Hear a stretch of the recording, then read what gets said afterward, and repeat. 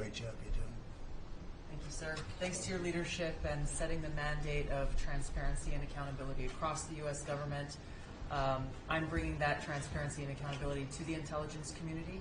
First and foremost, to make sure that you and your cabinet have that real-time, relevant, apolitical, objective intelligence to best inform whether it's negotiations for peace, negotiations around tariffs, the great work that you are leading around the cabinet today.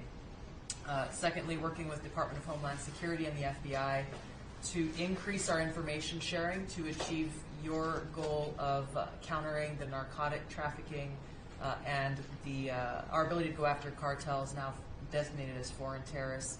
I met with the National Sheriff's Association this week, being able to work to make sure that the information that they are getting on the ground, that local law enforcement is getting on the ground, is being fed back up through to our National Counterterrorism Center, and that we have all of the federal agencies, state and local law enforcement, all on the same page as we are working to make our country safe again.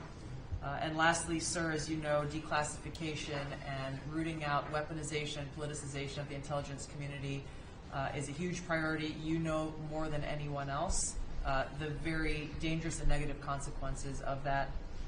I've got a long list of things that we're investigating. We have the best of the best going after this. Election integrity being one of them. We have evidence of how these electronic voting systems have been vulnerable to hackers for a very long time and vulnerable to exploitation to manipulate the results of the votes being cast, which further drives forward your mandate to bring about paper ballots across the country so that voters can have faith in the integrity of our elections.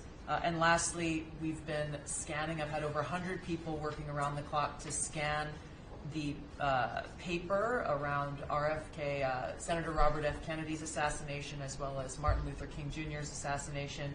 These have been sitting in boxes in storage for decades. They have never been scanned or seen before. We'll have those ready to release here within the next few days. That's great. Bobby, how do you feel about that?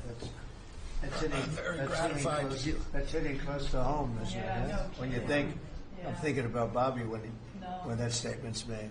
I'm very grateful to you, Mr. President.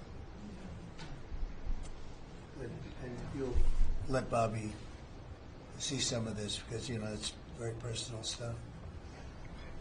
But it's time. I've asked him, and his response is, put it out. The world needs to know the truth.